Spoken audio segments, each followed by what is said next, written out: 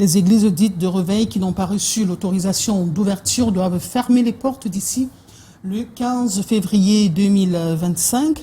De même, pour les ONG, les associations doivent déposer au ministère de l'administration territoriale le rapport d'activité, le rapport financier, l'identité de leurs bienfaiteurs, les montants reçus de leurs donateurs sur ces 3 dernières années. Exigence de Paul Atangandji, le ministre de l'administration territoriale, qui l'a fait savoir lors de la conférence semestrielle des gouverneurs des régions. Les voyants sont au rouge pour ce qui est de la situation macroéconomique de la sous-région Afrique centrale. C'est ce qui a d'ailleurs justifié ce sommet extraordinaire des chefs d'État de la sous-région. Et pour éviter de sombrer dans la spirale inflationniste et de connaître une croissance économique en déclin, et donc les chefs d'État des 6 pays ont opté pour des réformes économiques et urgentes. La fête de Noël, c'est le 25 décembre, dont dans moins de 5 jours, une célébration qui se fera dans les larmes au marché Dakar, le marché appelé Madagascar dans la ville de Douala. Des boutiques entières sont parties en fumée. Un incendie de plus et de trop dans cet espace marchand. C'est le deuxième que connaît le marché Madagascar en 12 mois. Malgré la présence des bouches d'incendie, il n'y a pas l'eau dans ce marché-là pour l'extinction des flammes. Mesdames, Messieurs, bonjour. Merci d'honorer le rendez-vous de la rétrospective de l'information, ce magazine d'information qui vous permet de revivre les temps forts de l'actualité de la semaine. Bienvenue.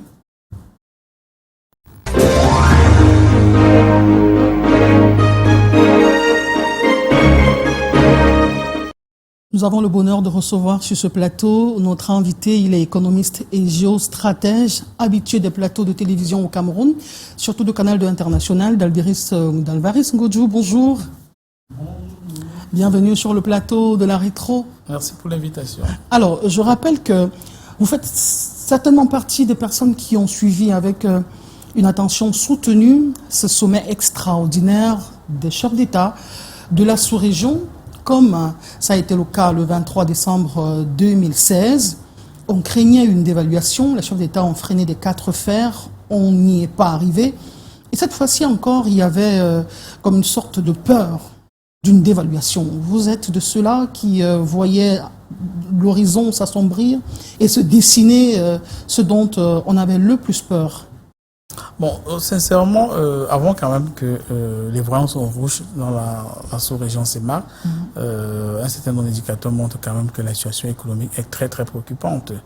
Vous avez pu remarquer que l'objectif qui avait été fixé en ce qui concerne l'importation, puisque nous avons une économie qui est extravertie, donc nous importons beaucoup plus que nous consommons, les produits sur le plan national. L'objectif pour 2024, c'était d'avoir au moins 4,5 mois de devises pour l'importation. Mais aujourd'hui, nous sommes à 2,1 mois. En d'autres termes, si nous n'avons pas de devises qui rentrent de manière conséquente, d'ici 2 mois, ça va être quasiment impossible de pouvoir payer les biens et les prestations à l'étranger, d'autant plus qu'on les paie en devises. Ça fait que l'élément, ça fait que le voyant est en rouge, ça donne.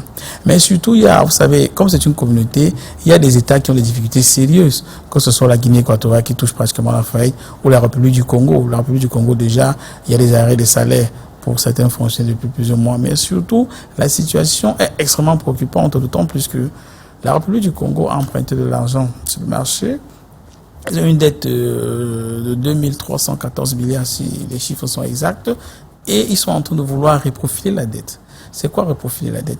Le reprofilage de la dette, c'est puissant. En principe, ils sont censés rembourser cet argent en 2026, mais ils sont en train de vouloir reprofiler. Reprofiler la dette, c'est essayer de renégocier les termes de la dette. C'est-à-dire, parfois un réchelonnement. Ça peut être un réchelonnement, ça peut être un taux. Dans tous les cas, toujours est-il qu'ils ne parviennent pas à pouvoir rembourser la dette, même le service de la dette. Or, quand vous reprofilez votre dette, vous perdez de la crédibilité. C'est comme si je venais chez Monique emprunter de l'argent pour lui donner dans 2 semaines. Si dans 2 semaines, non seulement je rembourse pas le capital, puis même les intérêts, je ne paye pas, ça fait problème. Parfois, je dis à Monique, bon, viens t'asseoir pour qu'on essaie de revoir les thèmes. Ça fait problème parce qu'en fait, Monique aura du mal à me faire confiance parce que je n'ai pas tenu parole. Le pire, c'est que même si Monique me fait un réchelonnement de la dette, il faudrait bien que je vive, c'est-à-dire payer les fonctionnaires, faire fonctionner l'État, faire les importations. Je n'ai pas l'argent. Même si Monique a dit, ok, ne me rembourse pas aujourd'hui, rembourse-moi plus tard, il faut que j'ai encore emprunté l'argent quelque part pour pouvoir fonctionner. Or, quand vous allez emprunter, la personne trouve que non, vous n'êtes pas crédible parce que vous avez payé l'argent chez Monique à taux 5%, vous n'avez jamais payé. Vraiment, vous n'êtes pas crédible. Même si je peux faire quelque chose pour vous, je vais vous prêter à taux 15 ou 20%. Ça fait que la situation devient encore catastrophique. Je veux dire, les éléments comme ceux-là ont participé à alerter les voyants. Mais maintenant, il faut quand même avouer, hein, sans risque de nous tromper, que tout cela, c'est des éléments. Mais la grande préoccupation pour le sommet de Yaoundé, c'est une question de devise parce que les bailleurs de fonds ont besoin d'être payés, que ce soit le service de la dette, que ce soit le capital qu'ils ont prêté aux nations de la sous-région CEMAC. Comme ces nations ne sont pas en train de pouvoir rembourser, c'est la raison pour laquelle le FMI était là, la Banque mondiale était là, l'ambassadeur de France était là, et tous ces gars étaient là parce qu'ils veulent leur art. Ça, c'est le résumé de la situation. Alors, pour le cas du Congo précisément, ils ont atteint, en termes d'endettement, 100% du PIB. Que ce soit le Cameroun, le Congo ou la RCA, on observe un certain déséquilibre budgétaire et on craint que cela impacte la possibilité de faire des emprunts. Nous allons en parler dans le cours de cette émission parce que c'est prévu. J'ai voulu que nous fassions la première mise en bouche compte tenu de ce que vous êtes économiste et c'est la première actualité dominante du lundi 16 décembre. Nous avons parlé d'entame de cet incendie qui a carrément créé une atmosphère de deuil au marché Dakar, le compartiment B, où on vend de la mercerie, des bijoux. Ce compartiment-là est parti en fumée. Le feu s'est déclaré aux aurores, 3h30, 4h du matin. Et quand on y arrivait à 4h, Canal 2 International, on a trouvé des familles en pleurs. Reportage. Face aux flammes qui consument sans retenue les boutiques au marché Madagascar de Douala ce vendredi matin, il y a en chœur des cris de détresse et de pleurs des commerçants abasourdis par les dégâts.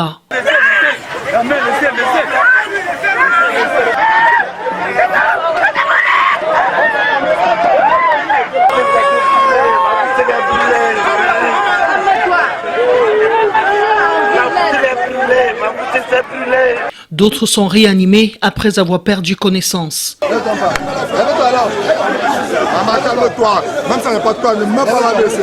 Jusqu'au lever du jour, Pélagie est toujours entourée de ses proches qui la consolent. Ses pertes sont estimées à 3 millions dans son atelier de couture et de sa mercerie. Maintenant, là, c'est recommencé à zéro. On ne sait pas comment commencer même, vraiment. Et on n'a rien récupéré, rien. Les efforts des uns et des autres sont restés vains. On m'a appelé à 5h40 que madame court vite à boutique. En ce temps-là, j'étais dépassé. Je sors du Nigeria avec le crédit des gens. Je vais faire comment, me voici. Les pêcheurs en eau trouble n'ont pas manqué à l'appel. Cette commerçante qui a du mal à articuler un mot a été visitée par des pilleurs. Ma grande soeur, elle n'arrive même pas à parler. Elle n'arrive pas à parler. Elle est dépaysée vraiment. On a porté plus de 5 ballots, sans compter les 1 qu'on portait pour partir avec. Aristide, quant à lui, fait le pied de grue sur ce qui reste de son bar. Arrivé sur les lieux, on avait commencé à ouvrir, on avait à casser la porte. Et comme c'était cassé, les choses commençaient à sortir, on ne connaissait pas de destination. Bon, comme vous voyez, on a pu récupérer ce qu'on a pu récupérer là. Mais il faut dire qu'il y a beaucoup de choses qui sont perdues. Déjà, les casiers, il y en avait une quinzaine. Et voilà le reste, les chaises, les ventilateurs, les greffes, beaucoup d'autres produits. Le bilan des dégâts n'est pas exhaustif. Le dernier incendie dans ce marché date de moins d'1 an. En chaîne, ces jeunes se passent des seaux d'eau pour éteindre le feu. La chaîne de solidarité s'est formée dans l'attente du retour des pompiers, repartis à la quête de l'eau. Le précieux liquide étant rare et ça fâche. Il va chercher le feu, il vient avec un camion d'eau. Il va attendre que le camion finisse avant qu'il ne va pas la colle. L'eau va finir, il va encore le faire 2 heures avant de venir. On est là. L'argent est parti. Et ils viennent avec un camion. On dit un marché, ce n'est pas une maison. C'est un marché. Jusqu'à là, ils viennent avec un camion. L'eau finit. Ils partent chercher l'eau. C'est pas normal.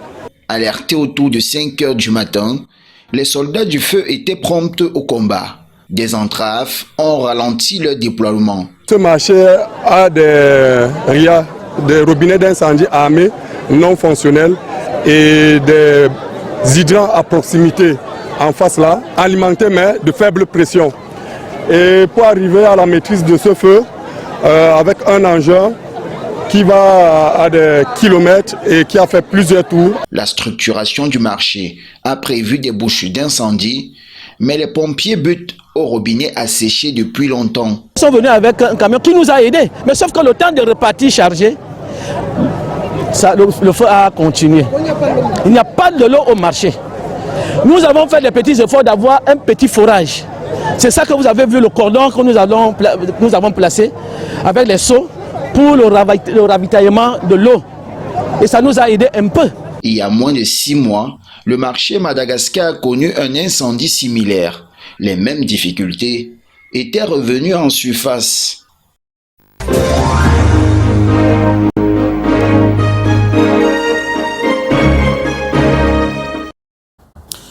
En contexte de vie chère, en contexte de paupérisation des populations, on va dire qu'on est loin de sortir de l'auberge avec cette multiplication des incendies qu'on enregistre dans les espaces marchands.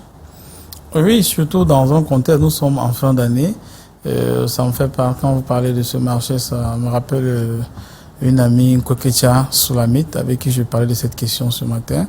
Vous savez, en période de fin d'année, les commerçants essaient de mettre en magasin, de faire beaucoup d'achats parce qu'ils estiment qu'ils pourront vendre et se faire des bénéfices.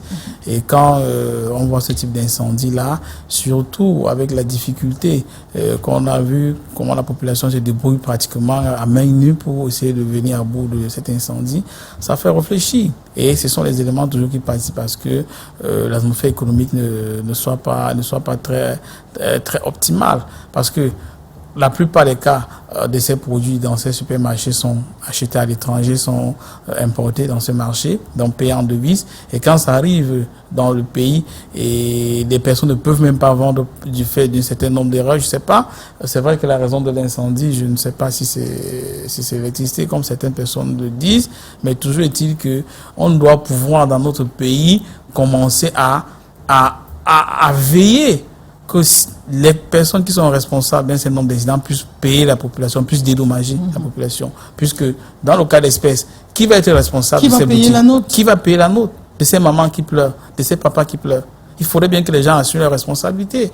Dans ce type de situation, il doit y avoir une commission d'enquête qui établit l'origine de l'incendie, etc., etc.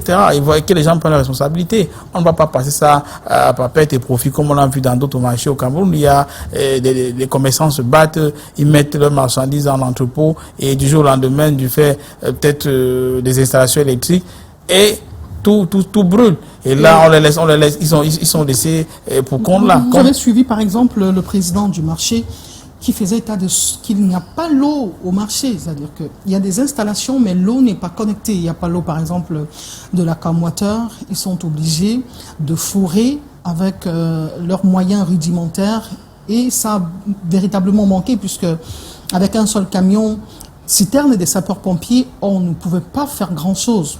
Il faut aller chercher, remplir de l'eau, revenir. Entre-temps, le feu est en train de gagner en intensité.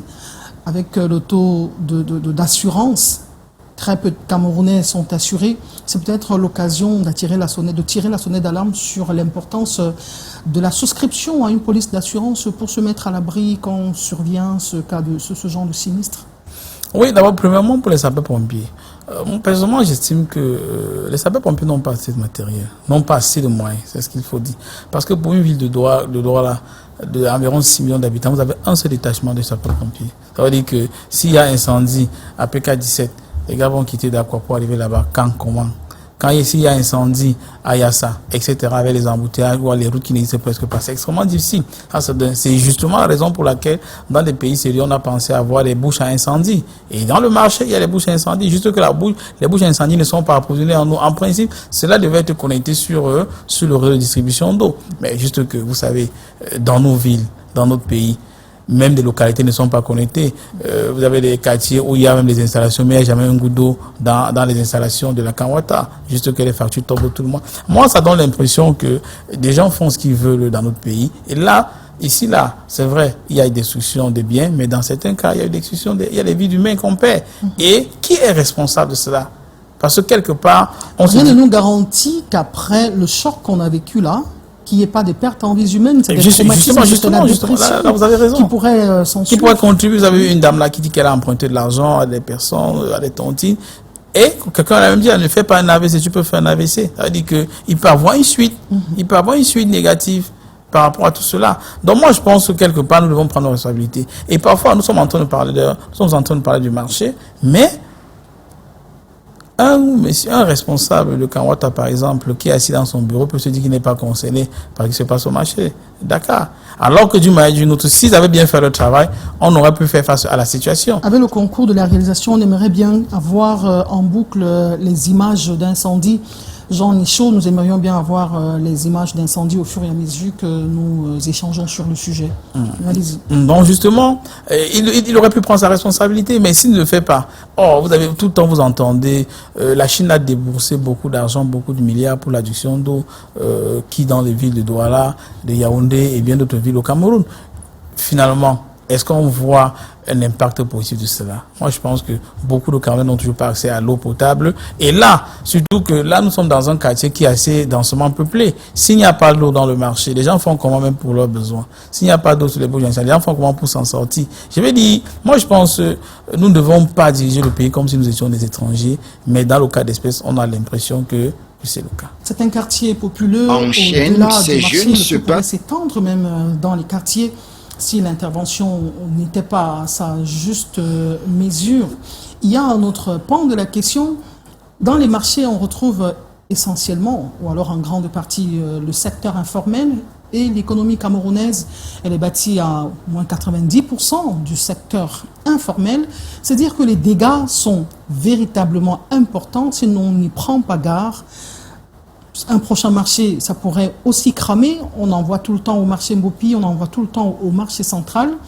Et on a envie de se demander, mais quelles sont les mesures draconiennes, suffisantes, qui sont prises pour qu'on ne revive pas ça? Parce que le même commerçant qui a perdu sa boutique, qui allait se réendetter pour remettre sa boutique à flot, 6 mois après, la boutique est encore brûlée. Pour être franc avec vous, parfois nous aussi, en tant que Camerounais, en tant que citoyens, nous devons prendre nos responsabilités. On ne peut pas tout attendre de l'État. Quand nous prenons le cas, que ce soit du marché Dakar, dont il est question, ou certains marchés, vous voyez parfois il y a des installations qui sont anarchiques. Ce n'est pas forcément la responsabilité de l'État. Vous parlez d'un quartier populaire. Parfois, il y a le marché Dakar a été construit comme d'autres marchés. Il y a des installations qui sont là. Il y a parfois même s'il y avait l'approvisionnement à nous, il y a parfois des boutiques ou des échoppes de fortune qui sont construites sur les bouches à incendie. Il y a des gens, vous savez, en réalité, même en ce qui concerne les systèmes de réaction quand il y a l'incendie, il y a un protocole à suivre. Mais parfois, les passages où vous pouvez passer sont bouchés parce qu'il y a des gens qui ont mis leur table pour essayer de vendre. Je vais dire... Et il y a ces personnes qui ont fait des installations anarchiques, on leur prélève des taxes. On a envie de se demander, mais pourquoi prélevez-vous des taxes aux personnes qui... Justement, en réalité, on ne doit pas encourager cela. On ne doit pas encourager cela. Mais par contre, moi, je pense qu'on devrait faire comme ailleurs. J'étais agréablement surpris de remarquer qu'au marché Nkololon, les gens, la mairie a refait beaucoup de choses. Il y a des boutiques qui sont plus faites. Moi, je pense que ça montre quand même qu'il y a une pression démographique. Quand il y a une pression démographique, il y a une demande en boutique qui est un peu plus énorme. Donc, moi, je pense que l'État devrait plus construire. Même si ce n'est pas l'État, il y a de plus en plus de partenariats publics-privés, comme au marché d'Opassi. C'est-à-dire qu'il y a des privés qui peuvent s'associer avec l'administration pour construire des marchés plus modernes, mieux organisés, mieux contrôlés. On peut faire face à beaucoup. Moi, je pense jusqu'à présent, même là... La deuxième peut faire qu'un d'école avec ce que le maire Denis Fan peut faire. Oui. Moi, je pense que c'est encouragé. En modernisant les espaces. Exact. Ça fait qu'on n'est plus au niveau de vente traditionnelle. On n'importe plus du village juste pour la ville. Je pense que, et au Cameroun, je crois qu'il y a assez d'opérateurs économiques qui peuvent mettre leurs mains à la pâte pour que nous puissions avoir des infrastructures commerciales modernes. Je crois qu'il y a cette demande-là, il faut reprendre. Nous allons rester dans les faits de société. On y a consacré un peu plus de temps puisqu'il s'agit là du fait humain. Et ça touche la sensibilité de plus d'un. Nous allons rester justement dans les faits de société en nous intéressant à cet autre cas. C'est une jeune fille, Bakari, qui a été retrouvée grâce à la diligence des forces de maintien de l'ordre Elle avait été enlevée par son cousin qui exigeait 5 millions de francs CFA aux parents pour sa libération. Et nous allons également dans la ville de Bafoussam où la lutte contre l'insécurité porte des fruits et donc les voleurs de motos et ceux qui déterrent des câbles souterrains ont été mis aux arrêts. Ces deux reportages derrière, nous revenons pour quelques analyses, commentaires avant d'entrer dans le vif du sujet pour ce qui est de la situation macroéconomique qui est inquiétante. Reportage. Enlèvement avec demande de rançon, principal chef d'accusation à l'encontre de ces 3 individus présumés. Le 9 décembre dernier, ils ont enlevé une fillette de 6 ans, élève au cours préparatoire dans un établissement en Doxibi à Douala. Ici au milieu, le cerveau du groupe, très proche de la famille de l'enfant, va la détourner à la sortie des classes avant de se réfugier dans la ville de Banga, puis à Garoua, où il sera rattrapé avec sa complice. Quand il vient souvent avec les paquets à la maison, vous savez très bien que les enfants, quand tu leur donnes, ils sont toujours attirés vers toi. Elle a vu tonton Issa qui est venu et il l'a porté et elle est allée vers lui. Par rapport à nos cousins qui vivent à la maison avec nous, c'est leur ami. Ils viennent généralement à la maison, il y a de cela plus de 2 ans ou 3 ans. Ce trio présenté ce jour à la presse demandait à la famille une somme de 5 millions de francs CFA pour la libération de leur fille. Après négociation, ils vont accepter la somme de 3 millions de francs CFA. Le même soir qu'ils ont enlevé l'enfant, la moitié de ce montant leur sera versée puis la totalité le 15 décembre 2024. Au moment où ils s'apprêtaient à faire voyager l'enfant en direction de Douala, ils seront interpellés grâce à une synergie d'action entre les commandants des légions du littoral et du nord. En date du vendredi 13 décembre, l'auteur principal se trouvait déjà en Gaoundéré aux environs de 8h50 avec l'otage. C'est ainsi que le commandant de la Légion de gendarmerie du littoral a saisi le commandant de la Légion de gendarmerie du Nord. Et le dispositif mis en place nous a permis d'interpeller à l'aéroport international de Garoua le suspect principal venu renvoyer l'enfant à ses parents après avoir reçu le montant total de la rançon. Une libération synonyme de soulagement pour la famille. D'après l'oncle de l'enfant, elle est hors de danger. Cet enfant se porte très bien. Heureusement qu'elle n'a pas atteint sur... elle n'a pas de sévices corporels. Et elle se porte très bien. Une fin heureuse pour Epsata Bakari. La gendarmerie nationale appelle les populations à dénoncer sans délai tout fait suspect en cette période de fête via son numéro vert, le 113.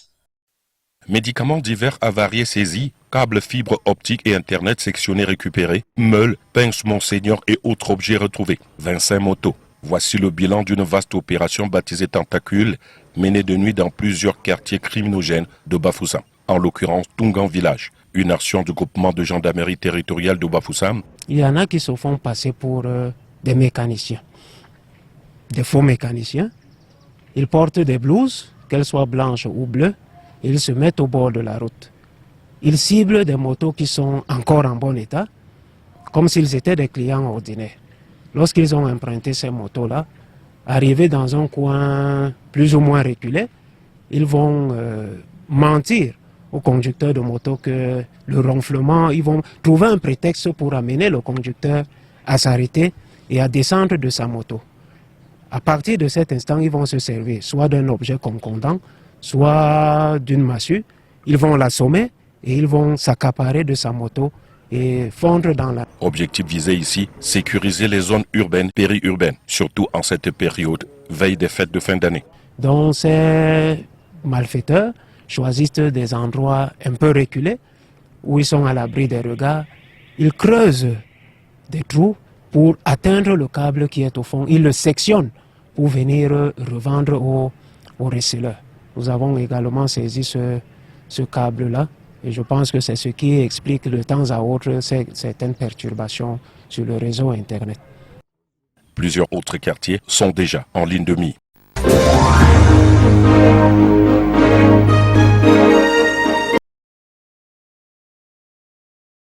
Retour sur ce plateau, on va dire la jeune Bakari est revenue saine et sauve, tant mieux. Ce n'est pas le premier cas qu'on a enregistré et dont nous avons traité dans nos reportages. Devrait-on fermer la porte aux cousins et se dire, à un moment donné, la famille africaine devrait être questionnée parce que cette fillette, elle aurait même pu perdre la vie sur le chemin de l'enlèvement. D'abord, je tiens à féliciter la gendarmerie nationale qui a fait un travail formidable, mais particulièrement les éléments de la Légion du Nord et du littoral, et qui ont fait un travail formidable pour pouvoir récupérer cet enfant. Mais maintenant, moi je pense que c'est pas une question liée forcément aux cousins. C'est vrai que nous sommes, vous savez, en Afrique, nous sommes extrêmement communautaires, nous sommes extrêmement solidaires, mais c'est pas seulement lié. Et remarquez que ces derniers temps, il y a beaucoup d'enlèvements, il y a beaucoup de kidnappings.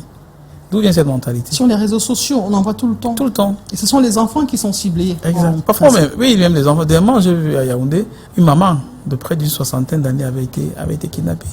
D'où vient cette mentalité? Posons-nous des questions. Et c'est ça le rôle pédagogique. Nous laissons tout entrer dans notre pays.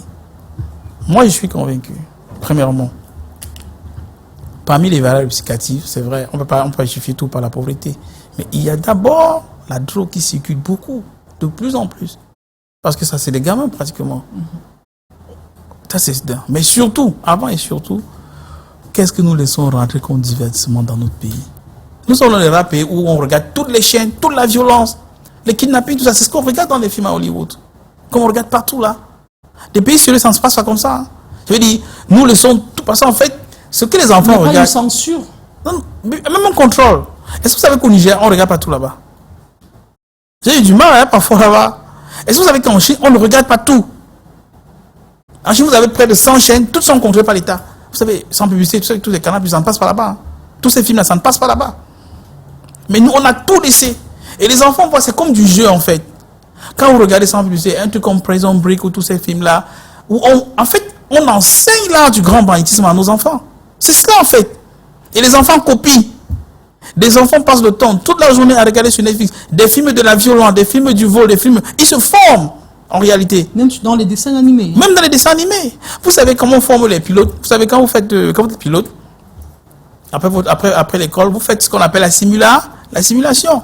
En réalité, vous êtes dans un centre, ça vous donne l'impression que vous êtes vraiment dans un avion et toutes les dispositions sont prises que ce soit comme dans l'avion. Et c'est ce qu'on a transposé pour le transport des drones. Vous savez, le drone en réalité, c'est un avion sans pilote que vous envoyez, mais il y a quand même un pilote qui est dans une cabine parfois à des kilomètres, mais qui joue exactement comme vous jouez, quand vous êtes vous êtes en train de faire la simulation. Et c'est ce que les enfants font.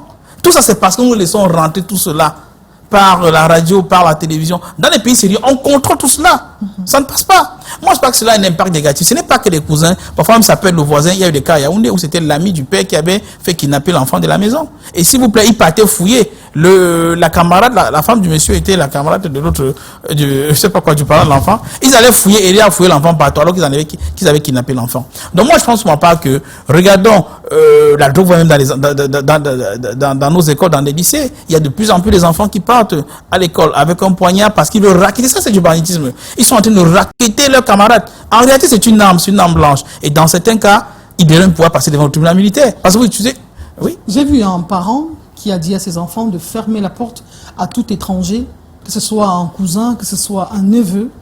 J'en ai été un peu victime. Donc la porte est barricadée complètement lorsque le père et la mère ne sont pas à la maison. C'est des mesures peut-être un peu drastiques, mais c'est...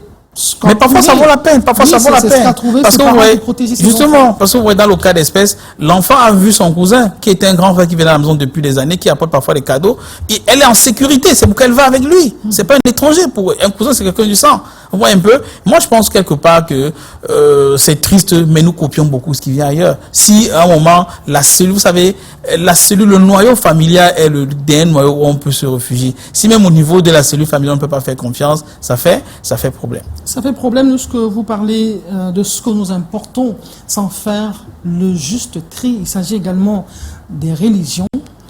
À Bamenda, cette semaine, il y a un homme qui a ôté la vie à une patiente. Il s'est fait passer pour un pasteur, pour un prophète. Il lui a ôté son oxygène. Il déclare qu'au nom de sa foi, il est convaincu de ce que sa prière va restaurer la santé de cette dernière. Ça fait partie des situations pour lesquelles le ministre Atangandji a frappé du poing sur la table en disant « trop, c'est trop, les dérives vont s'arrêter dans les églises, notamment celles qui ne sont pas autorisées au Cameroun. Nous vous proposons justement ces deux reportages, le cas de Bamenda et l'ultimatum du ministre de l'administration territoriale. Il donne la mort à une malade à l'hôpital régional de Bamenda par sa foi. Ce jeune homme en image, ne s'identifiant pas comme un pasteur, va pénétrer dans la chambre de la malade sous oxygène au pavillon des femmes et va débrancher les appareils pour les remplacer par une séance de prière.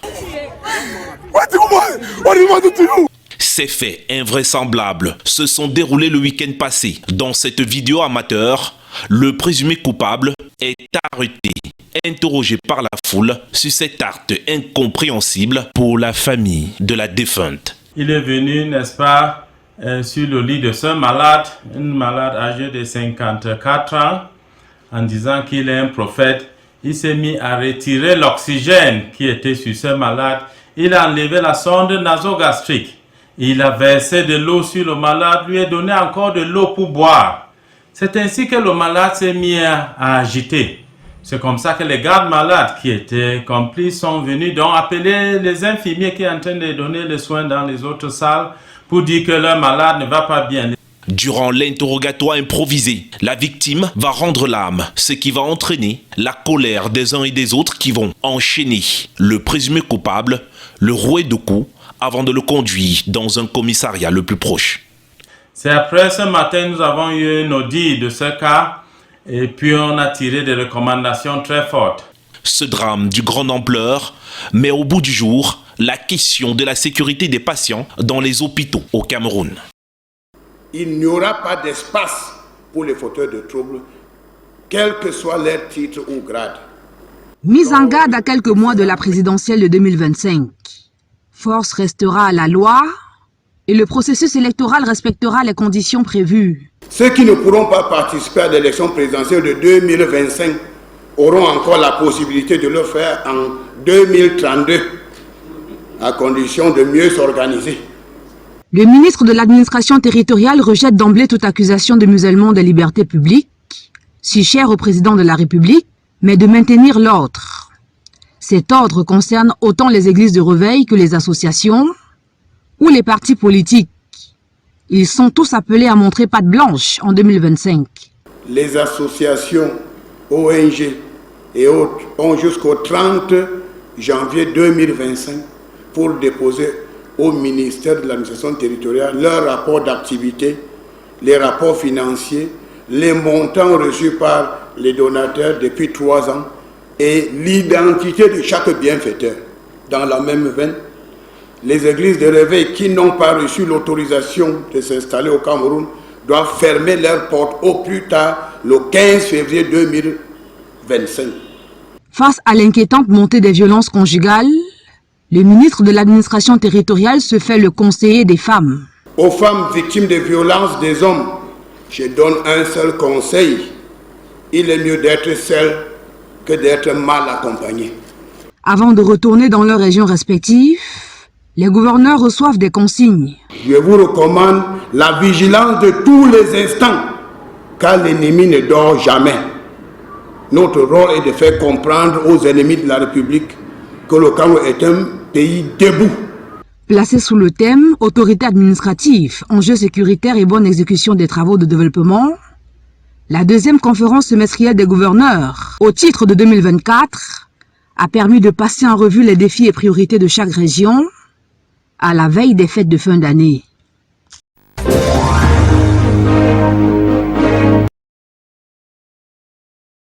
Merci à Junior et à Delphine Fonkoutené qui nous ont proposé ces deux reportages. Nous mettons avant tout le curseur sur le cas de Bamenda, cet homme qui donne la mort au nom de sa foi. D'Alvaris Ngoudjou, on a assisté à plusieurs scènes surréalistes du genre. Dans les églises, on voit par exemple des pasteurs entretenir des rapports, on va dire, un peu coupables avec leurs fidèles. On voit des femmes qui marchent pratiquement nues. Et c'est très souvent les femmes qui font les frais de ce type de pasteur. Qu'est-ce qui expliquerait la prolifération de ces églises questionnables, entre guillemets, au Cameroun? Bon, premièrement, quand même, je tenais à féliciter les Camerounais. Vous savez, il y a quelques années, j'ai lu une étude qui montrait que le Cameroun est parmi les 3 pays au monde où les relations interreligieuses sont les plus paisibles. Ça veut dire qu'au Cameroun, vous pouvez pratiquer votre religion. Quand c'est une jeune personne, c'est très très difficile qu'une autre personne s'en plaigne. Les musulmans font leur fête, ils invitent des chrétiens, et vice-versa, les animistes font leur fête, on les assiste, il n'y a pas de problème. Maintenant, il faut comprendre, dans les pays, on peut utiliser la religion pour atteindre des objectifs. C'est vrai que bon, c'est notre aspect. Il y a ce qu'on appelle le soft power religieux. Ça passe inaperçu ici, très peu de gens le savent, mais on utilise les religions pour atteindre d'autres objectifs. Pourquoi? Parce qu'avec la religion, on peut manipuler les masses. Avec la religion, on peut manipuler les personnes pour atteindre d'autres objectifs qui ne sont pas avoués. Ça, c'est notre côté. Pourquoi? Maintenant, pour ce qui peut expliquer, en fait, nous sommes dans des pays où des gens sont extrêmement pauvres, des gens sont extrêmement désespérés, et beaucoup se réfugient dans la religion. C'est pourquoi certaines de ces églises refusent là. Parce que il y a toujours des clients, entre guillemets. Il y a toujours des personnes qui partent parce que des gens sont confrontés à des difficultés quotidiennes. Vous savez, il y a des églises parfois où des gens sont partis avec leur passeport. Parfois, le pasteur dit, apporte-moi le passeport, je vais bénir le passeport, on va donner le visa, etc., etc. Il y a des églises où les gens veulent les enfants. Il y a des femmes qui partent à l'église, elles prient à longueur de journée ou de nuit parce qu'elle est désespérée, elle veut un enfant. En fait, pour dire qu'en fait, généralement, beaucoup d'églises ou de mouvements religieux prospèrent où il y a le désespoir. Oui. Et on prêche l'évangile de la prospérité. Oui, on prêche l'évangile de la prospérité. Et quand des gens, beaucoup de personnes aiment des miracles, ils veulent un miracle, ce sera ton miracle, etc., etc. Ben, ça attire. Il est temps quand même que le ministre Atangandji sorte des crocs contre ce phénomène-là. Bon, maintenant, il faut comprendre que dans le cas d'espèce, le ministre Atangandji n'a pas tort. Premièrement, nous sommes dans un état de droit. Les mouvements religieux, comme d'autres mouvements, sont régis par les textes de loi. Ce n'est pas interdit d'avoir des religions au Cameroun, mais c'est bien encadré. Les lois sont claires. Maintenant, il est question que pour fonctionner, pour exister, pour exercer en tant que mouvement religieux, c'est important, c'est indispensable d'avoir une autorisation de l'État. Et dans beaucoup de pays, c'est comme ça. Et pour le Cameroun, généralement, c'est le président de la République qui donne cette autorisation-là. Il y a une loi qui est claire là-dessus. C'est vrai qu'au Cameroun, quand même, on remarque qu'il y a des milliers, pour ne pas dire des centaines de milliers de mouvements religieux. Alors qu'officiellement, au Cameroun, il n'y a que 47 religions qui sont enregistrées officiellement, c'est-à-dire qui ont l'autorisation d'exercer au Cameroun. Maintenant, ce qui se passe et ce qui est triste, c'est que certains Camerounais étant des businessmen, certains pasteurs étant des businessmen, ils sous-traitent l'autorisation. C'est-à-dire, un pasteur, il a l'autorisation d'exercer. Il y a plein d'autres églises qui ont ouvert, qui n'ont pas l'autorisation. Oui, non, c'est même pas des succursales. Mais en fait, il permet à d'autres églises d'utiliser c'est pas son autorisation, disant que ce sont les filiales de chez lui, ou les agents, je ne sais pas comment ça s'appelle, pour pouvoir exister. Ce qui fait que cela contribue à cette profusion-là. Il y a même deux religions parfois qui n'ont pas grand-chose en commun, mais l'église a dit que non, c'est ma fille, ou c'est pas quoi, c'est mon âge. Il y a un phénomène quand même qui mérite qu'on y mette un peu quelques secondes.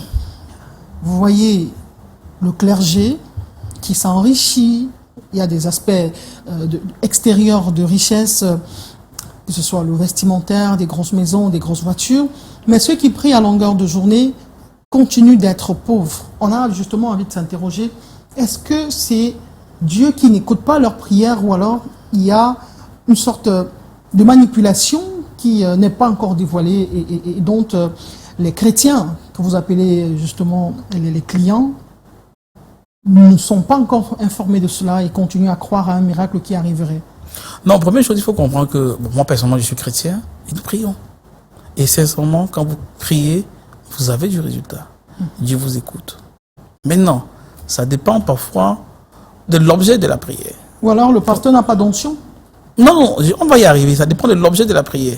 Ça veut dire, quelqu'un peut avoir des signes extérieurs de richesse. Ça ne veut pas pourtant dire que la personne est heureuse. Et il y a d'autres personnes, c'est pourquoi chez nous, en Afrique surtout, la question matérielle devrait beaucoup être analysée.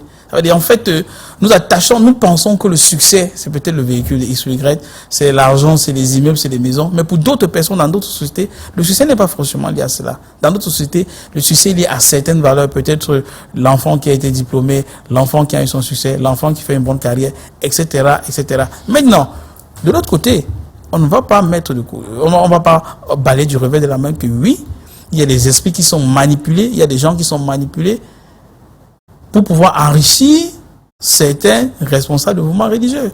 Moi, je regardais ce matin... Qui s'avèrent être finalement des gourous. Oui, des gourous, mais en plus des hommes d'affaires plus. Parce que je regardais une vidéo ce matin sur Meta, un pasteur dans une église qui dit, vraiment, il se lève la main, qui livre la main là, qui peut donner 10 000 € à Dieu maintenant là, qui veut mettre Dieu à l'épreuve, 10 000 €. Il y a une personne qui est venue, qui donne. Après, il baisse à 5 000 €. Vous allez avoir votre miracle. Qui met Dieu à l'épreuve?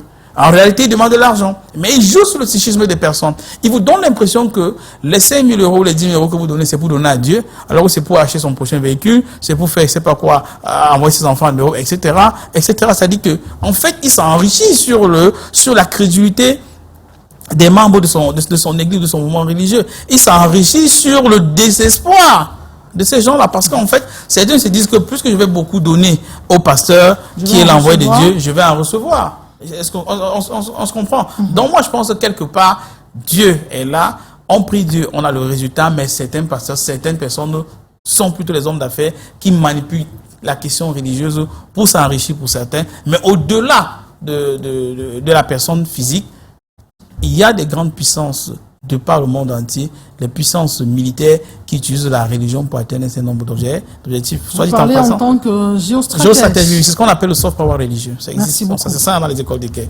Alors, nous allons nous intéresser aux faits économiques. En début de semaine, les 6 pays de la CEMAC étaient rassemblés à Yaoundé à l'initiative du président de la République du Cameroun et de Faustin Archange Touadéra, qui est le président en exercice de la conférence des chefs d'État de la CEMAC. L'objectif, il était le même pour les 6 pays. Il est question de sortir ces pays-là, sortir la sous-région de ces différentes tensions inflationnistes. On observe un déclin de la croissance économique. Les voyants sont au rouge. Les experts s'accordent à dire si on ne freine pas des 4 fers, les lendemains seront nuageux. Je vous propose d'ailleurs de suivre cet extrait du président de la République qui s'est prononcé à la sortie de cette conférence extraordinaire. Messieurs les présidents et chers frères, dans ce contexte particulièrement difficile, notre communauté constitue un atout que nous devons préserver et renforcer. Ce n'est qu'ensemble que nous pouvons surmonter les difficultés actuelles et bâtir de meilleures perspectives économiques et sociales pour nos États et nos populations. Il nous reste désormais à mettre résolument en œuvre les recommandations de ce sommet. De toute évidence, les assises de ce jour ne pourront produire les résultats escomptés que s'ils sont suivis d'actes concrets. Comme nous avons déjà pu le relever par le passé, nous devons diversifier davantage nos économies, accélérer le rythme des réformes structurelles en matière de gouvernance, de discipline budgétaire, d'amélioration du climat des affaires et d'approfondissement de l'intégration régionale.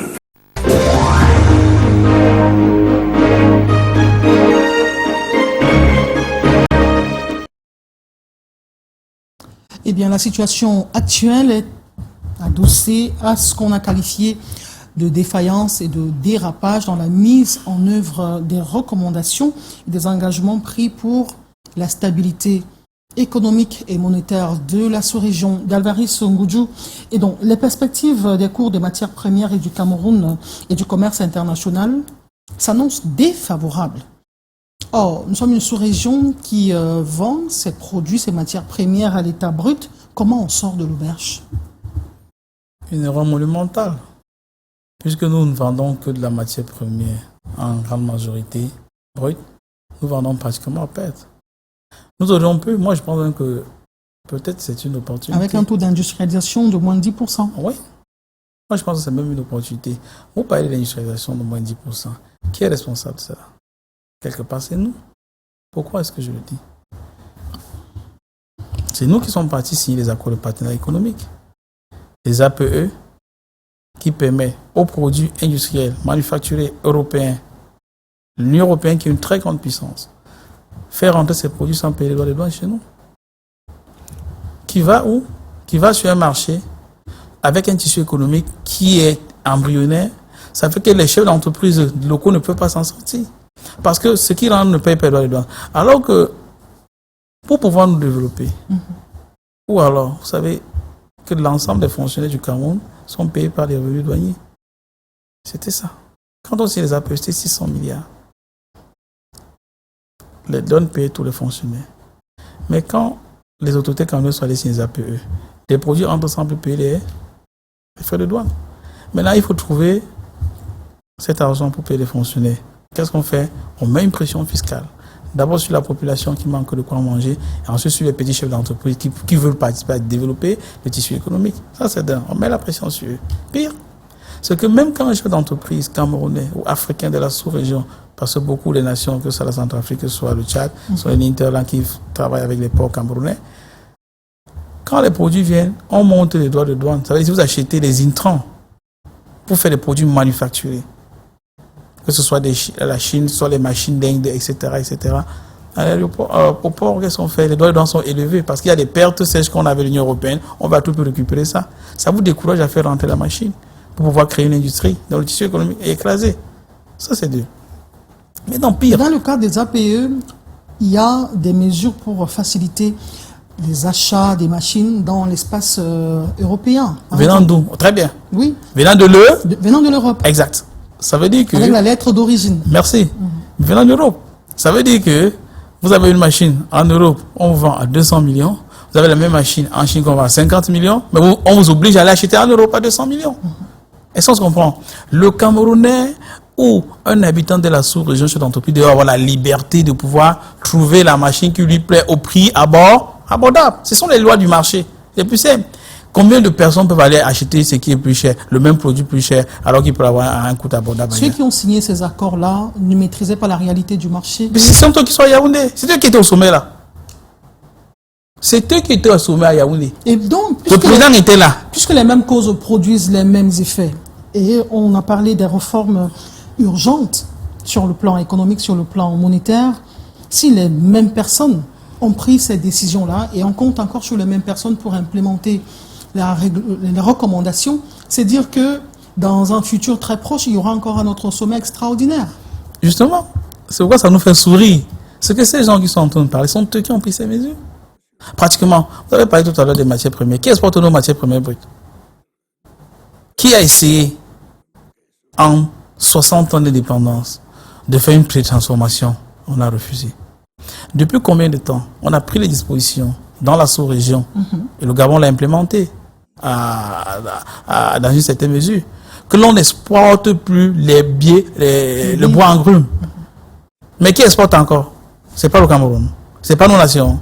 Or, rien qu'en faisant une pré-transformation, ça crée des centaines de milliers d'emplois. Les meubles, les mobiliers de bureau que nous avons, vous savez que c'est avec la chiour du bois, c'est-à-dire avec le bois de mauvaise qualité, le bois plus regarde là-bas. Alors que nous coupons nos forêts, les forêts que nos anciens nous ont léguées, qui ont mis des centaines d'années pour pousser, on les coupe en quelques heures, on les exporte en quelques mois en Chine, en Turquie, en France. Est-ce que vous savez que la France exporte du bois tropical? Elle est le premier pays exportateur de bois tropical en Europe, alors qu'ils n'ont pas de forêt tropicale.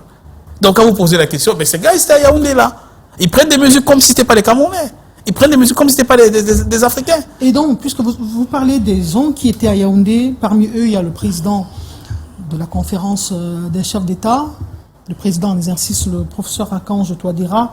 Dans son propos, il redoute une persistance des tensions inflationnistes, une faible consolidation de la croissance économique, la faible consolidation des finances publiques et la dépréciation des réserves de change. C'est Faustin Archange Touadéra.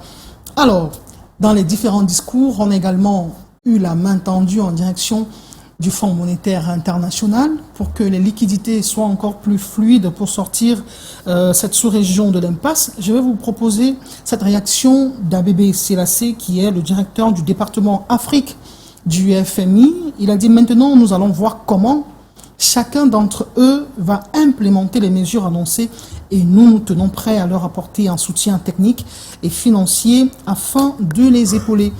Ce qui suppose que les appuis budgétaires dans les mois à venir ou dans les années à venir seront conditionnés par la mise sur pied, le respect des recommandations qui ont été prises à Yaoundé. Ça reste toujours difficile puisqu'on parle de dérapage tout le temps, les difficultés à pouvoir mettre en œuvre les décisions qui sont prises lors des différentes rencontres. En réalité, je vous dis, il y a quelques années, nous sommes sur le plan d'ajustement structurel. Ça veut dire que nous sommes en train de rentrer vers ce qui s'est passé dans les années 90 où le FMI et la Banque mondiale nous ont imposé des mesures d'austérité. C'est ce que nous sommes. En d'autres termes, ce sont eux qui dirigent notre économie. Ils disent qu'en fait, si vous voulez notre appui, voici ce que vous devez faire. C'est ça qu'ils veulent diriger. Etc., etc. Maintenant, est-ce que c'est pour notre bien? Puisque même les appuis budgétaires, il faut bien comprendre. Les bailleurs de fonds sont là, comme j'avais dit un peu plus haut. La raison principale, c'était que le FMI et la Banque mondiale, ils veulent le récupérer. Parce qu'on a une difficulté. Quand on a pris le cas du Congo, 2314 milliards, ils vont payer le service de la dette. Or, le service de la dette, c'est les intérêts. C'est-à-dire que non seulement le Congo a emprunté l'argent, ça nous impacte parce que nous sommes dans une communauté. Il faut comprendre, par exemple, quand vous avez parlé tout à l'heure pour l'importation des biens, il faut savoir que dans la sous-région CEMAR, nous avons une corbeille de devises. Ça veut dire que quand le Cameroun exporte, reçoit les devises, le Cameroun met dans une corbeille qui est au Trésor de France. La Guinée équatoriale met, tout le monde met. Et tout le monde peut se servir dans cette corbeille pour ses importations. C'est-à-dire le Cameroun peut mettre, je dis n'importe quoi, $1 milliard d'importation, c'est pourquoi, les recettes d'exportation. Et la Guinée équatoriale, elle n'a eu que 10 millions de dollars, elle met à l'intérieur. Mais quand elle veut importer pour, je vais dire n'importe quoi, pour 500 millions, elle pioche dans la corbeille. C'est-à-dire, moi, je ne veux plus que vous mettez moins que moi, mais vous avez la possibilité de puiser dans la corbeille. Parce que nous sommes dans une communauté. On se dit que demain, vous allez avoir vos entrées, vous allez pouvoir combler cela. Et ça nous permet, ça nous fait endosser aussi les difficultés de d'autres personnes. Ça, c'est d'un.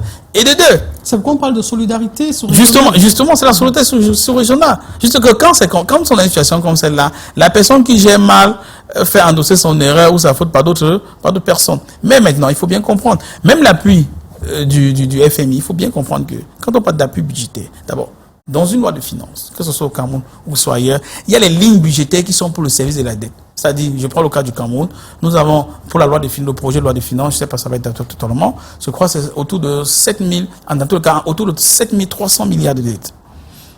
Il y a des lignes qui remboursent le service de la dette. C'est-à-dire, on a dit, par exemple, 2000 milliards, c'est pour rembourser les intérêts de dette que nous avons pris de par le monde entier. On est à 57% du PIB. Oui. Bon, ça, c'est l'endettement. Oui. Et dans la sous-région, je crois que le plateau de 70%. Le Congo est déjà à presque 100%. Il est à 100%. Exact.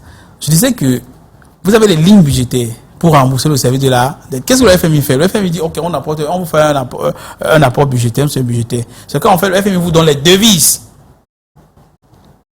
C'est les devises que vous utilisez pour rembourser son argent. Et ça, on se comprend bien. C'est que dans votre budget, c'est un appui budgétaire. Juste que comme tu avais mes 2000 milliards que tu vas me donner là, comme tu n'as pas, ok, je donne 2000 milliards, tu me redonnes ici, je prends. Et ça, on se comprend. Mais tu vas me donner les intérêts après. Et pour que la mère qui nous regarde, à Bamunguma, Banjuna, Bafoussam et Angoulé Makon comprennent bien ce qui se passe, comment est-ce que tout cela impacte son quotidien? Mais la mère, c'est pourquoi nous avons vu cette maman au marché. Que la police frappe, moi ça me fait couler les larmes, c'est un de côté. La police municipale, bien sûr, écrase ces bananes mûres. C'est ce qui a encouragé les gens à aller sceller les grillages des mamans qui brisaient le poisson. C'est ce qui incite des gens à dire que quand vous avez des revenus non salariés, vous devez payer l'impôt sur les revenus. Que la mère qui cultive derrière la porte son champ pour les légumes, l'État estime que quand elle part au marché, là, elle a les revenus et qu'elle va donner pour l'État dessus. C'est parce que l'État n'a plus d'argent.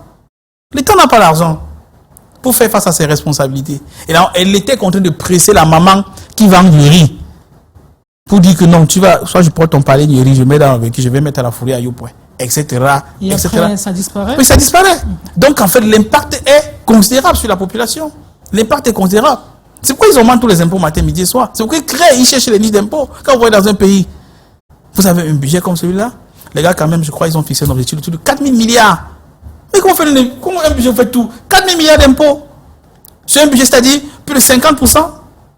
où les gens ne peuvent même pas manger, et vous estimez que le Cameroun est sous-taxé, ailleurs, il y a un retour sur la taxe. C'est pas mauvais la taxe. Mais qu'est-ce que vous en faites? Les routes, il y en a. Les hôpitaux, il y en a. On a parlé tout à l'heure de l'incendie au marché de Madagascar. Vous pensez que les sapeurs-pompiers ont tout le matériel? Vous pensez qu'ils jouent? Ils refusent seulement de venir? Il n'y a pas assez de matériel. Vous avez parlé des routes, vous avez parlé de bien d'autres choses. Et ces choses-là rentrent dans les projets intégrateurs de la sous-région CEMAC qui ont été mis sur papier pour sortir ce pays, ou sortir ces pays du sous-développement. Et donc, parmi les projets intégrateurs de la sous-région, il y a l'accès à l'énergie électrique. Et donc, à Douala, comme partout ailleurs, tous les jours, on assiste à des coupures intempestives de l'énergie électrique.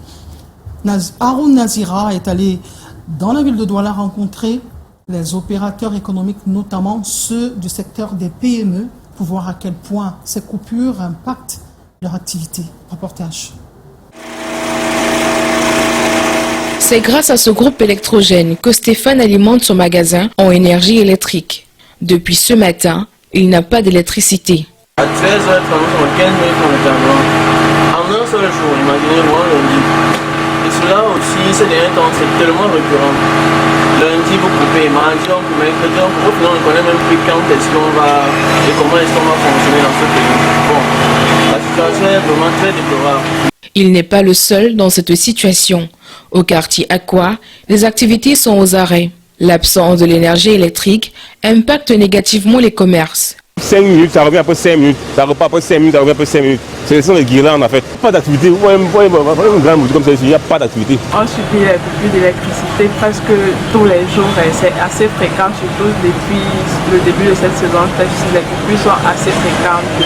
Donc il ne se passe pas un jour sans qu'on ait des délestage de ce côté. Et cela affecte beaucoup notre activité parce qu'on doit produire les factures clients, on doit produire des proformas pour des entreprises et nous ne parvenons pas à le faire. On passe 9 ou 10 heures de temps dans l'obscurité. Fait dans la musée, les appareils prennent l'électricité et ça fait un certain moment qu'on a des problèmes avec les clients parce qu'on ne peut pas livrer, parce que sans la lumière on ne peut pas travailler pour livrer.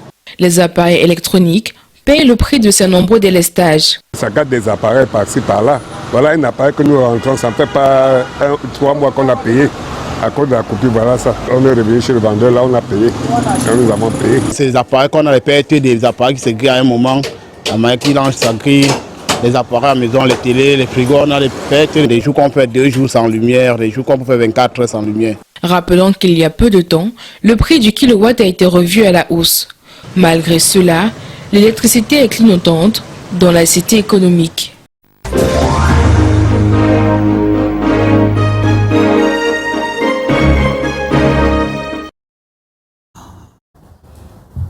Au mois de mars dernier, le ministre de l'eau et de l'énergie annonçait, c'était dans les locaux du GECAM, que la sortie de l'auberge pour ce qui est des coupures intempestives du courant électrique au Cameroun devrait se ressentir à travers l'injection des 60 premiers mégawatts venant de Nachigal dans le RIS, le réseau interconnecté Sud. On a multiplié, nous sommes rendus en fin d'année 2024, que les coupures d'énergie électrique au Cameroun continuent de faire perdre de l'argent aux opérateurs économiques parce que le carburant qui fait tourner ces générateurs, ça coûte les yeux de la tête, sans compter les parents qui ne peuvent pas faire tourner leurs petites machines. Au quartier, des enfants qui ne peuvent pas réviser leurs leçons. On a justement envie de se demander, et cette multiplication on ne va pas parler de forage, je cherche des barrages hydroélectriques. Où est-ce qu'on en est? Pourquoi les Camerounais devraient-ils continuer à payer pour des ouvrages comme ceux-là et au final ne pas pouvoir en profiter? Qui paye la note? C'est vous et moi. C'est la maman dont vous parlez tout à l'heure. C'est ces mamans au bord de la route qui vendent, quand vous allez à Yaoundé tard la nuit, à 23h, à minuit, qui vendent les bâtons de manioc pour pouvoir se nourrir. Et que l'on va venir taxer, demander. Ce sont eux qui payent les taxes. Quand est-ce que ça va finir? On a envie de se demander à un moment donné. Bonne question. Tout cela, ça dépend des stratégies implémentées. Dans un pays sérieux, c'est pas comme ça. Prenons les gars ici à côté. Les gars de l'AES au Burkina, ils sont en train d'avoir une centrale nucléaire, civile, petite, mais qui va satisfaire quand même l'énergie. On n'a pas le temps de faire 20 barrages qui ne donnent rien. Les Russes le font. Nous avons de l'uranium ici à Tchang. Justement, nous avons de l'uranium dans Ngaoundéré. Quelque part d'uranium, vous avez de l'énergie parfois 10, 20, 30 ans. Mais très curieusement, comme vous avez dit, peut-être que quand on va commencer à exploiter, les gens vont préférer exporter. Qui assume la responsabilité de ces éléphants blancs? Ceux qui ont pris la décision, ce sont ceux qui nous gouvernent. Ce sont ceux qui nous gouvernent. Et regardez même le coût de ces éléphants blancs. Vous avez pu voir, vous avez vu, même la Banque mondiale a dit, la plupart des projets qui sont financés au Cameroun, le prix est parfois 3-4 fois l'équivalent dans des pays voisins ou dans des pays de taille similaire. C'est-à-dire, on a comme impression qu'il y a des gens qui préfèrent surfacturer parce que ces personnes pensent ou aimeraient recevoir des rétrocommissions qui vont les être utiles, même si les infrastructures qu'on donne, même si les infrastructures qu'on met en place ne peuvent pas aider après la population. Même les barrages auxquels vous faites allusion, vous savez bien que quand on a fait des barrages, on a fait des coûts globaux, des montants faramineux, mais après on se dit que on a des barrages, mais on n'avait pas pensé à l'infrastructure de transport de l'énergie. C'est-à-dire on va produire l'énergie sur un plan B, sur un point A, mais comment va-t-on faire pour pouvoir relier ça au réseau? Il a fallu voter encore des budgets, emprunter beaucoup d'argent. L'argent qu'on va payer sur le service de la dette, comme on parlait tout à l'heure, et après les populations n'ont pas l'électricité. Vous parlez des effets à la maison chez moi, l'électricité est venue en catastrophe, ça a dû brûler beaucoup d'appareils, les appareils qui servent pour l'eau. Pour le forage. Je ne vais pas vous dire, il y a des voisins où les télévisions ont éclaté, etc. etc. D'ailleurs, ça crée des incendies. Oui, il y a même des morts d'hommes. Mais qui endosse tout cela? Est-ce que dans un pays sérieux, une compagnie électrique commet des erreurs de ce type et la population, je vais dire, la population meurt, on ne fait rien de chez rien? La population est si abandonnée à ce point, à elle seule, à son sort. La population compie, soi-disant pour financer ces infrastructures. Est-ce que c'est sérieux? On a comme impression que, je prends beaucoup plus pour les Camerounais qui sont en bas de l'échelle. Pour la population est abandonnée à elle-même. Parce que dans tous ces cas, ces fonctionnaires même qui prennent ces décisions, est-ce qu'ils payent l'électricité? Ils ne payent pas. Parce que c'est le contribuable qui paye, c'est l'État qui paye. Est-ce qu'ils payent le carburant? Ils ne le font pas. Parce que c'est l'État qui paye. Et l'État paye avec quoi? Avec les impôts de ces pauvres, les impôts de ces vendeurs de sauvettes. Donc moi je pense quelque part que les responsables sont bien là, mais juste qu'ils dirigent comme s'ils étaient des étrangers.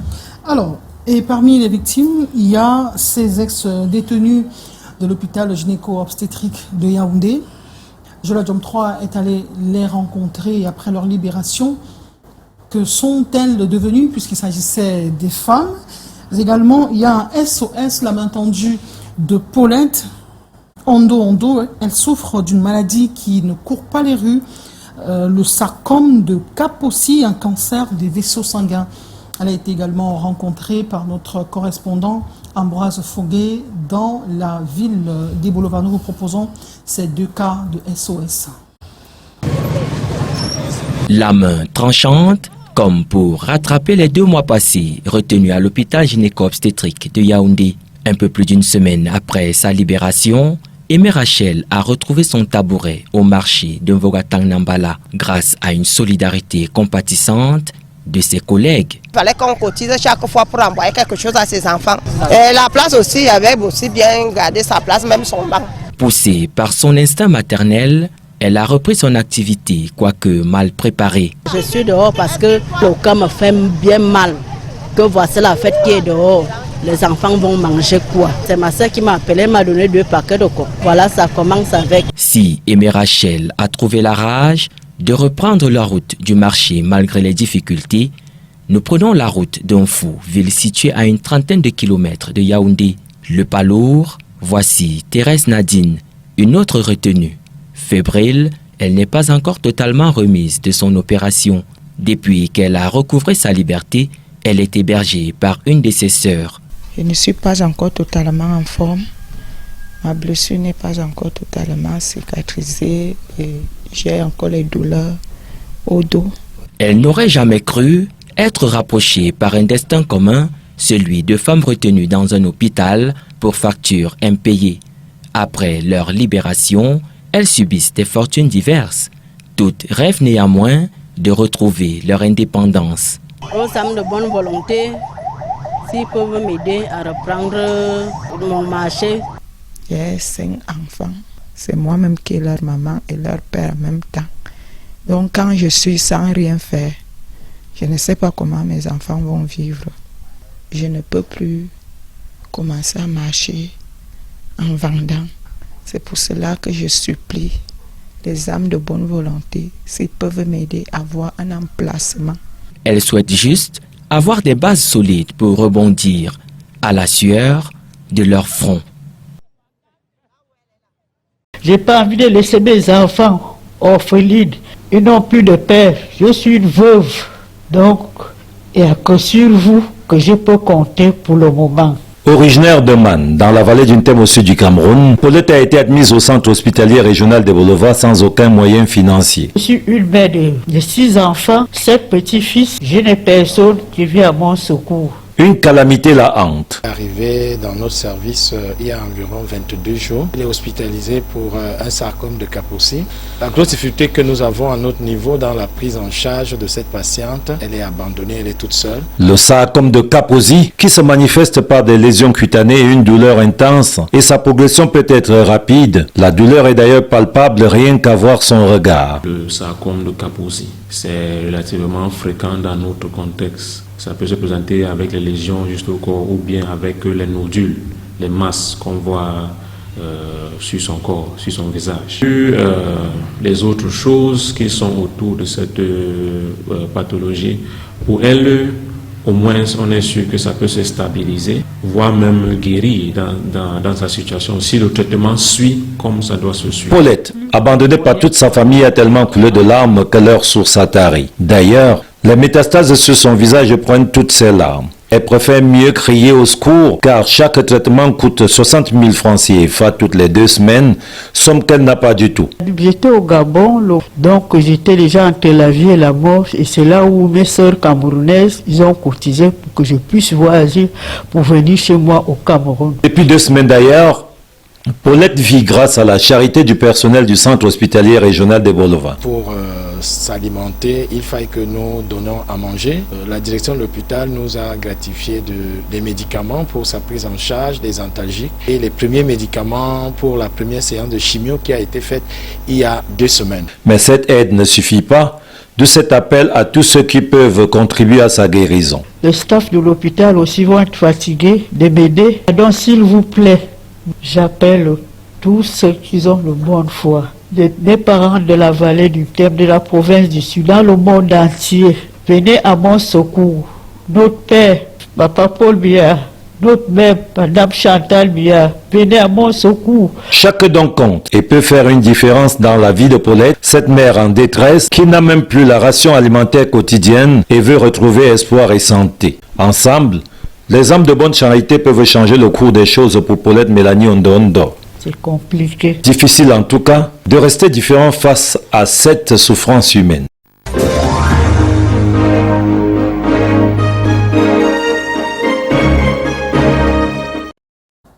Et oui, on ne peut pas rester indifférent face à toutes ces souffrances. Et donc, la générosité de tous est sollicitée des services sociaux. Un mot, puisque nous allons vers la fin de cette émission. Je dirais juste d'abord remercier les âmes de bonne volonté qui ont bien voulu assister cette dame qui était retenue à l'hôpital gynéco-obstétrical. Ce n'est pas sérieux. Donner la vie et on vous retient à l'hôpital. On vous met en forme de prison. Et dans tous les pays sérieux au monde. En Russie, quand vous accouchez, grande famille, on vous paye. Appartement, argent tout le mois. Cuba, les pays, juste que vous avez le lait. En Chine, quand vous avez 3 enfants, c'est 3 000 euros. D'abord à l'hôpital pour vous encourager et vous avez de l'argent tous les fois du mois. C'est la raison pour laquelle des pays sérieux donnent la location. On vous encourage à faire des familles. Puis c'est des enfants qui font la population. C'est le marché de demain. C'est les mêmes forts de demain. Mais au Cameroun, vous accouchez, vous n'avez pas l'argent, vous enfermez. Parce qu'un donateur vient aider. Mais on vit à l'envers. C'est comme si on met. C'est quoi ça? Maintenant, pour notre soeur, vraiment. C'est vrai que j'ai remarqué qu'il n'y a pas de numéro, il n'y a pas de contact, ça va être un peu difficile. S'il y avait un contact, c'était plus facile de pouvoir faire quelque chose, regarder un peu ça. Chacun peut faire à son petit niveau, oui, directement. Et déjà, félicitations aux personnes de l'hôpital qui donnent le meilleur d'eux. Mais je crois qu'il faut un contact pour pouvoir mieux agir. Un contact direct pour que les fonds ne soient pas... Oui, mais surtout que ça arrive directement là-bas et qu'on puisse vraiment l'aider à sortir de cette situation. Merci beaucoup. Nous parlons de fêtes de fin d'année et Suite FM, Suite Radiovision a innové. La radio va vers les opérateurs économiques et cette semaine, plusieurs entreprises ont profité de cette manne-là qui s'est faite gratuitement communiqué pour des entreprises en période de fête de Noël, des périodes où on voudrait écouler le maximum de produits. Et donc, c'est une idée qui a été initiée par le directeur général de Sud FM, Abel Ndefo-Foto. Et donc, dans les images qui vont suivre, vous allez voir nos ambassadrices sur le terrain. On parle de Patricia Keyi et de Monica, notre comédienne. Au reportage. Cesse que vous donnez de cadeaux encore et encore. D'ailleurs, pendant que je dis ça, je me demande ce qu'on fait là. Lieu de bonnes affaires donné aux auditeurs de la radiovision Suite FM au cours du programme Chaud Devant. Le concept est dénommé Suite Market. À l'initiative de la direction générale de la radio, il vise à rapprocher les acteurs économiques de leur cible en faisant de l'information commerciale une information capitale pour les ménages. Cette action vise deux objectifs. Principalement, faire une immersion dans les magasins, les supermarchés en période de fin d'année et en période de grande promotion pour ces magasins, afin, n'est-ce pas, de montrer au public ce qui est réellement en promotion, afin de faire entendre aux auditeurs ce qui est en promotion. Le second objectif ici concerne la visibilité des marques. Et lorsque nous allons donc dans les magasins, nous mettons en avant certaines marques qui sont les plus recommandées, les plus recherchées, et donc forcément les prix également sur le marché sont accessibles. Une aubaine pour les supermarchés. Cette vitrine leur permet de faire connaître leurs offres et promotions en cette période de fête de fin d'année. Actuellement au Cameroun, nous sommes sur la ligne du beach, comme vous pouvez constater. Le principe, c'est cash, carry and go. Donc cash and carry go, c'est juste pour dire, vous venez avec votre argent, vous donnez en cash, et selon le volume d'achat, on vous accorde des remises exceptionnelles. Venez découvrir et vous ne serez pas déçus. Flexi Market, c'est pour le meilleur et pour le prix. Débutée le 18 décembre, cette campagne Suite Market va s'étendre jusqu'en début d'année 2025.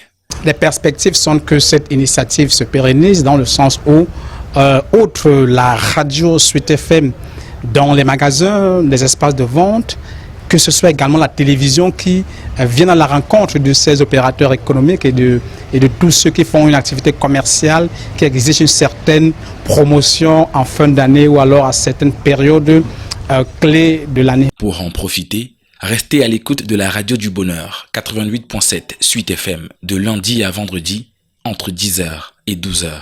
Suite FM, j'adore.